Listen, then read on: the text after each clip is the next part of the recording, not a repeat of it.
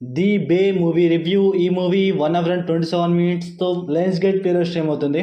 సరే, ఇంక ఈ మూవీ ఎలా ఉందిరా అంటే, ఫస్ట్ ఆఫ్ ఆల్ గైస్, అసలు ఇలాంటి మూవీస్, ఇలాంటి స్టోరీస్ మీద ఎందుకు ఇస్తారో నాకు అర్థం కావట్లా. షార్క్ వచ్చిద్ది, మనుషులను చంపించిద్ది, వాళ్ళు తప్పించుకోవాలి. ఇలాంటి స్టోరీస్ మీద ఎన్ని సినిమాలు ఇస్తారు మామ. చూసి చూసి బోరు కొడుతుంది తప్పితే వీళ్ళు డిఫరెంట్గా రాయట్లేదు, డిఫరెంట్గా తీయట్లేదు. మనకి అక్కడ కూడా డిఫరెంట్గా అనిపించట్లేదు. సర్లేండి, ఏం చేస్తాం. ఇంక ఈ మూవీ గురించి మాట్లాడదాం. ఈ మూవీలో స్టోరీ ఏమన్నా కొంచెం డిఫరెంట్ స్టోరీయా అంటే కాదు.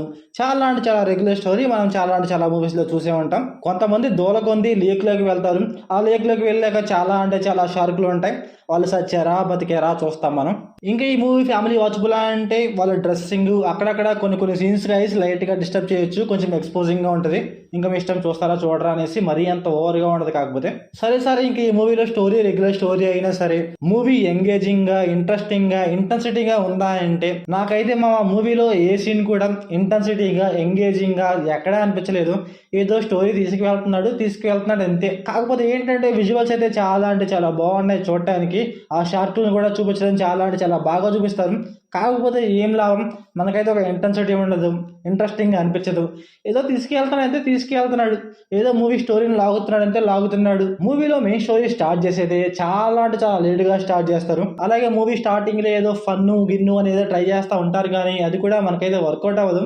ఏదో ట్రై చేద్దాం అనుకుంటారు, కాకపోతే మనకైతే ఏది కూడా వర్కౌట్ అవ్వదు. ఇంకా ఈ మూవీలో చెప్పడానికి కూడా ఏం లేదు మామ. చెప్దామన్నా ఏం రావట్లేదు, ఎందుకంటే ఏం కనిపించట్లేదు చెప్దామన్నా సరే. నాకు ఏముంది, ఆ లేక్లో ఏదో షార్కులు వస్తాయంట. ఆ షార్క్స్ నుంచి వీళ్ళు తప్పించుకోవడానికి ఏదో ప్రయోగాలు చేస్తూ ఉంటారు. అదనేసి ఇదనేసి స్విమ్మింగ్ అనేసి గ్విమ్మింగ్ అనేసి ఏదో పీకుతూ ఉంటారు. కాకపోతే అవేవి కూడా మనకైతే వర్కౌట్ అవ్వవు.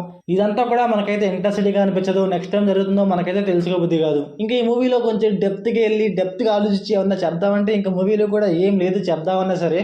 సో ఓవరాల్గా మూవీ ఎలా ఉందిరా అంటే నాకైతే నచ్చలేదు గైస్. ఇలాంటి స్టోరీస్ చూసి ఇసుక వస్తుంది, అలాగే చిరాకు కూడా వస్తుంది. సో మీరు చూసుకుంటే మీకు ఎలా అనిపించిందో కామెంట్ చేయండి. So thanks for watching.